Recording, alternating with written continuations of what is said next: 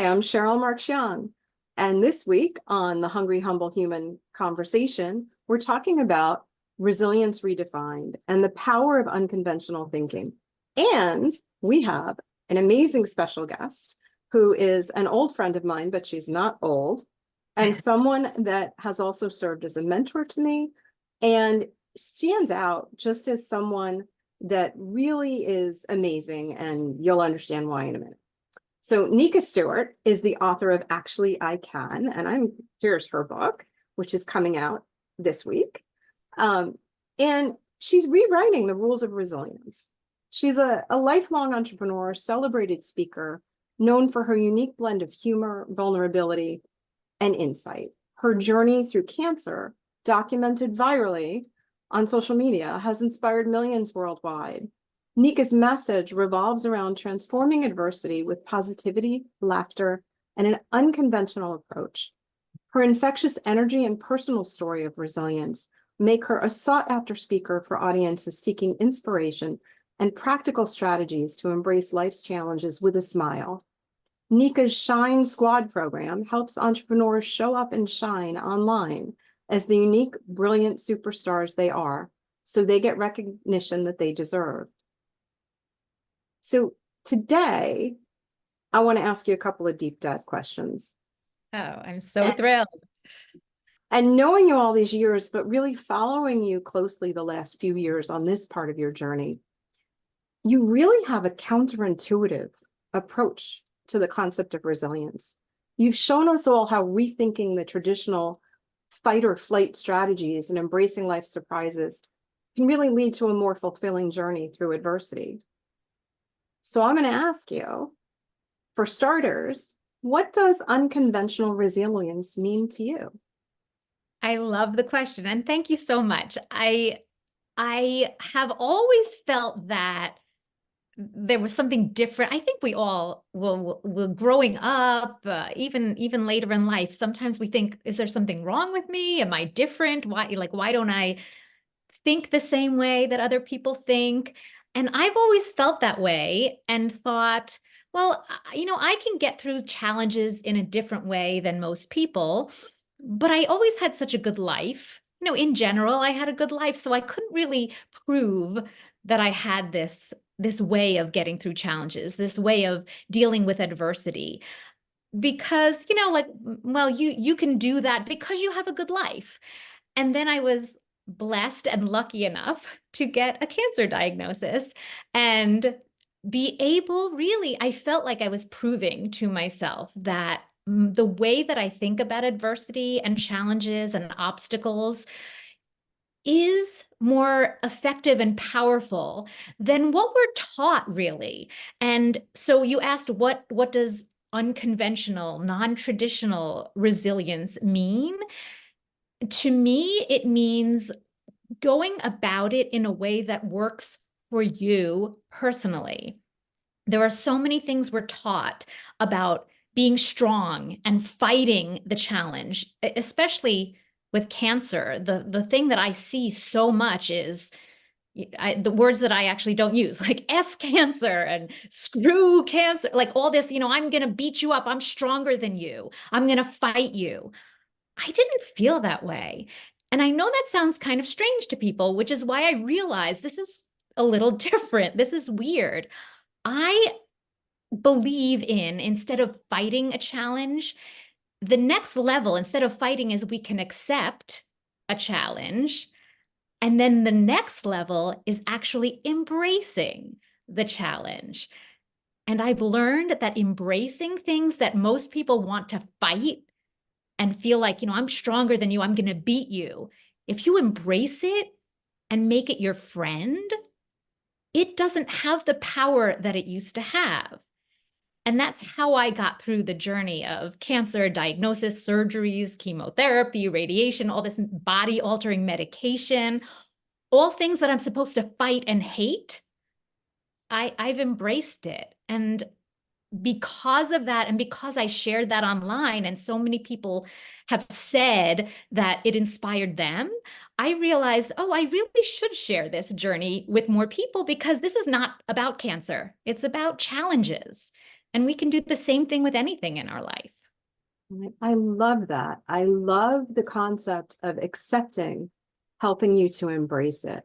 Do you Mm. think that one comes without the other, or you need both? Accepting and embracing, you're saying?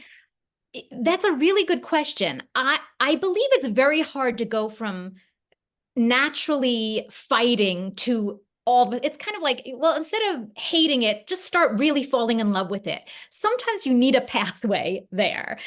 It's hard to go from a certain energy to a very, very different energy. So if you can take a step, it's like take the stepping stones along the way. So if it doesn't come natural to you to embrace something that used to feel horrible, then see how you can start accepting it. See, there are ways that might feel okay to you. Take a step towards acceptance. And when that starts feeling more comfortable, see how you can embrace it. I love it. So you're almost slowing it down. And what I don't hear, which I'm so grateful for, you're not sugarcoating the situation and you're not being Pollyanna, which a lot of people would say, oh, she's flipping the story into this happy thing. You're not. You're actually facing it head on, full on, with this changed mindset. Yeah, I was worried when I was going through this and I was sharing my positive thoughts that people would say, well, that you're so Pollyanna, like let's just find the silver lining in cancer. And I'm not. I mean, it's not like it comes so naturally to me. However, it has gotten more natural and easy the more I practice it. So it can become more instinctual to find the silver linings or find the humor in a tough situation if you practice, which is why I would suggest, and I'm glad that I had time in my life where I practiced on easy things. So when things got difficult, where a lot of people would say this is very difficult to go through a cancer diagnosis, which, by the way, kept getting, it started as it's a tiny dot. It's so easy to remove. And each test that I took showed, each surgery, it just kept getting worse and worse and spreading. And this is not easy. This is all over. And so it of course could be extremely scary. And you're right. I wasn't like, oh, I'm not scared. It's all fine. But it was easier for me to find how to find the positivity in it, so that because I had to go through it, I wasn't going to not go through it. So how could I get through it easier? And I believe that my looking for humor and feeling positive helped heal me quicker and easier. Sure. And it probably helped the community around you support you with greater ease, the medical community, your family. Yes. Yeah. And that's good all over. I mean, humor and positivity is good for all over. Yes. And when you're saying community, like when I laughed at my bald head, for example, it gave other people around me permission to be lighthearted and not just, oh, don't talk about it as if I didn't know I had had cancer. Like it wasn't like people could just open up and be real because I was being real. Right. And I loved watching your videos that I Thank you. still had the open heart, but I loved watching the humor as you were posting your experience along the way, Thank which is really you. great. If we were to flip this new knowledge that you have, which I know we have in the book, but if someone is looking at, well, okay, Nika did it, she applied it to this situation. How can I apply it to a major challenge? Or let me back up a minute. Could Nika apply it again to another Mhm. major challenge? Is it replicable? Is this a system that can be used again? That's a really good question. I do love the word system. As an entrepreneur, systems certainly help so that things are repeatable and replicatable, and, so that you can have a proven system. On the one hand, I would say yes, it absolutely is. And I would also say that it has to be yours. So I would feel amazing if you were inspired by the system that I use, but you have to make it yours. And I will say, I'm looking straight ahead on the wall ahead of me. There's a sign that someone had sent me during my journey that says, I could read it, it's so far away. She needed a hero, so that's what she became. I love And that. so, yeah, so I was in the beginning like looking for the support groups because I heard join a support group if you're going through something difficult. So you can relate, you could be with people who can relate to what you're going through. The ones that I found didn't work for me. So if someone says the first step in your journey is find a support group and it doesn't work for you, don't feel like you have to do it. You are your hero. You need a hero. So why not make your own system that works for you? That being said, the things that I did work, they worked for me, and I believe they will work for most people. And I'll say again, but make it your own so that because it is part of my system is I have to do what works for me. So you're going to have to do what works for you. But like finding the humor, figuring out how to accept and then embrace, searching for silver linings. And there are ways, and I go into that in the book, ways to find things that like, there are actually reasons why this tough situation is a good thing. And if you really get, and you said, can I do it again? I recently, just a few weeks ago, found out something health-wise that is related to all the medication that I'm on for the cancer. So there's a side effect I now have to deal with, which is something that I think traditionally most people would start getting all like, oh my gosh, this is going to change my life and this is horrible. And I was delighted that my first thought was, oh, good, let me see if my system can work for this too. So it actually was an instinct to see like, oh, let me look for the silver lining here. Let me look for, can I find something funny and laugh at this? So yes, it can work for many things. For simple things like, I mean, I say like by stubbing your toe. If you stub your toe, that's like, ow, and you get over it. You lose a client, that's annoying, but perhaps it's not going to ruin your whole life. A very bad health diagnosis, it's the same. You can use the same system. Yes. So I love that. So from a standpoint of neuroscience and the neuroplasticity of the brain, so the elasticity of the brain, you can learn how to use this. It may not be your first instinct, that's what I'm hearing, but you can start to ingrain it in the way that you behave so it can become that habit that sticks as that first response. I love that. I'm sorry that there's another flip side to the medication, but I love that you were able to have your first response be something that you had already started to shift in your life. So Yeah. what do you do if someone's stuck? So this is a great framework. It's a great system. I love the book. I love how you think. And I've known you for so long. I am just enamored with everything that you've done in your career and now watching you go through this. What if somebody is truly stuck? We've seen people like that where they just can't move forward into that new thought yet. I always have to add a yet there because everything's possible. Yeah. And I love the question because if you think that you're supposed to be able to like do the first step of the system of feeling better and you can't, then you think maybe there's something wrong with you or you'll never be able to get there. But and someone recently said to me, was there a time in your cancer journey where you felt like you wanted to give up, or you felt this wouldn't work for you, like you couldn't get through this? And it reminded me that there was a point where I was feeling so physically sick and which affected my emotions. And I knew that I had 5 months ahead of me of things getting even worse. Like I had to go through this treatment that was going to make me feel worse than and I just couldn't, my thought was, I don't know how I don't know if I can do this for 5 months. And I said it out loud to someone who said to me, your only job for the next 5 months is to take care of yourself. So you're allowed to feel like you can't do it. You're allowed to feel down. You have permission to not worry or take anything else on. Your only job is to take care of yourself. And that changed everything for me. Mm.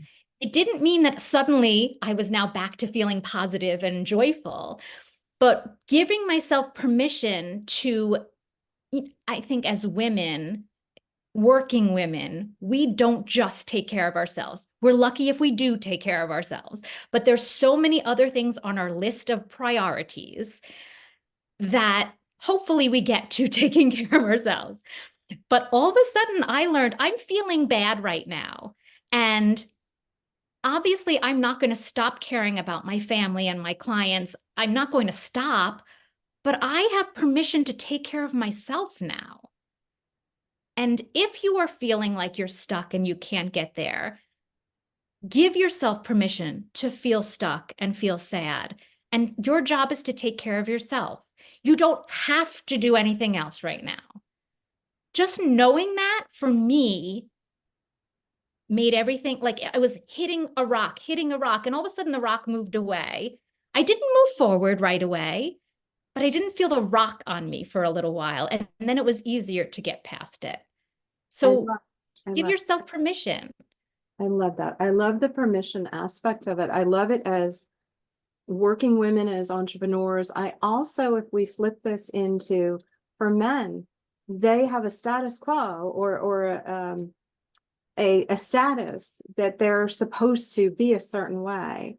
And if we take that same permission base when they're angry or upset because they don't hit the mark in business and they're having a struggle taking care of their family or from that aspect, because they're supposed to be the stoic ones, right? We're supposed to be the ones who carry everything, and they're supposed to be the stoic ones who provide everything that we're carrying everything for, basically, in those kinds of relationships. And then some people, they're the only ones. And so that permission, when we hit a wall, whether it's failure in business or what a major health diagnosis or everything you just said, is brilliant.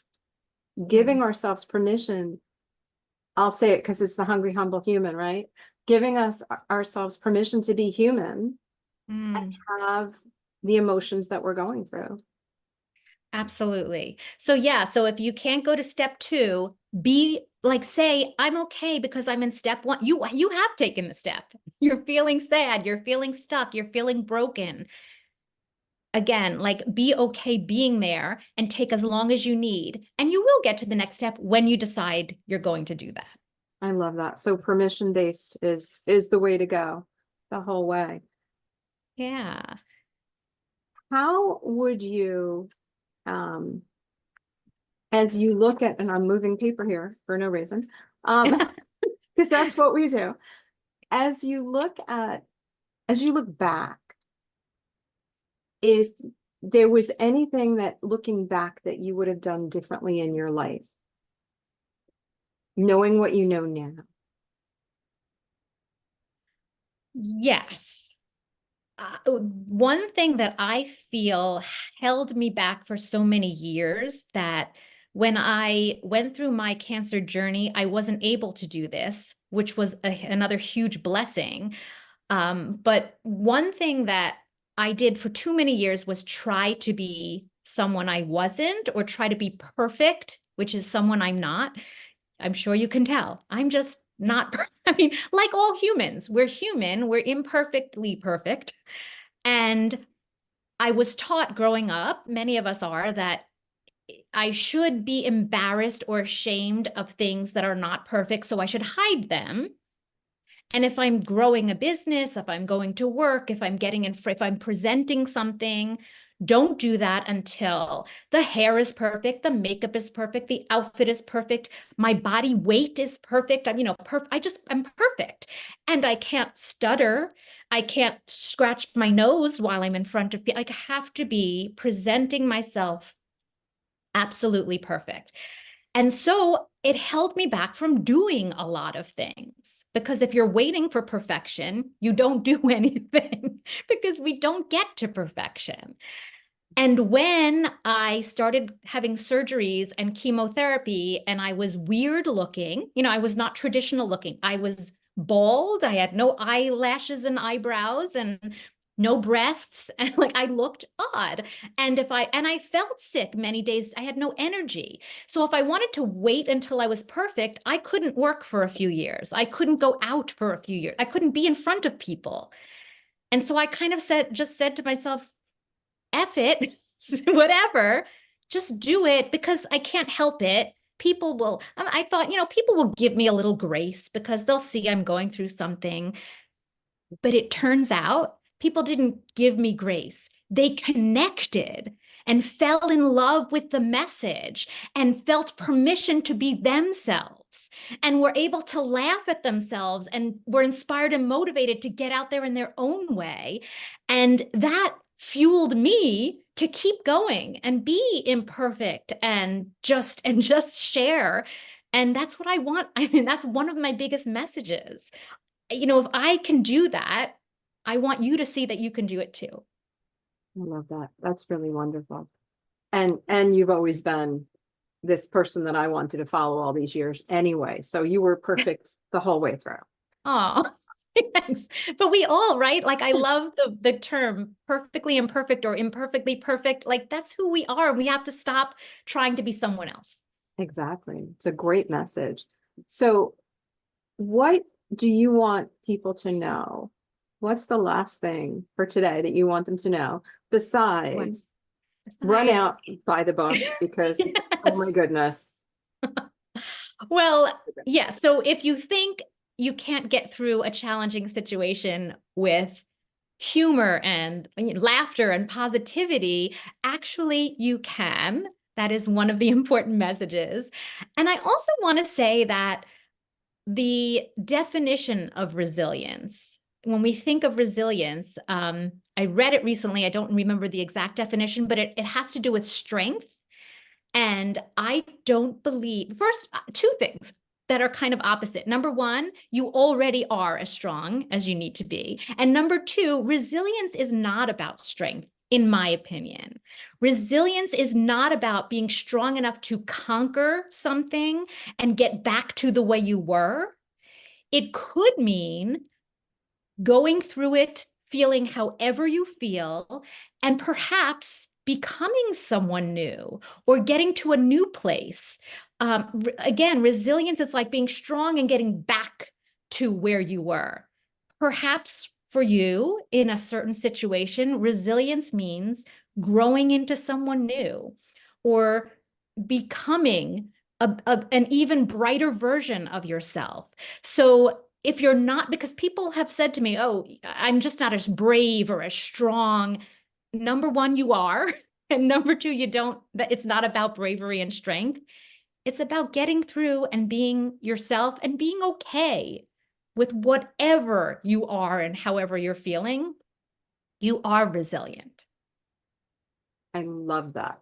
So not giving up. Resilience is continuing to go forward into growing into whoever you are. Yeah. And even if you feel like you've given up, perhaps you've just taken a pause and you're going to keep going. So again, in that giving yourself permission to feel like giving up and taking a break and then going forward. I love it. I love it. It's becoming. Resilience equals becoming in that sense. I love that message. I love your message. And I love your journey and your story, and I want to keep following you. So where can people find this book? It is all over in all bookstores and online. My site is actuallybook.com, and you can see all the links there and all the bonuses that you can grab for purchasing the book because we're giving away so much. And I'd love you to join the movement of rewriting the rules of resilience and flipping the script on adversity. Thank you. And thank you for joining me today and sharing your story with me.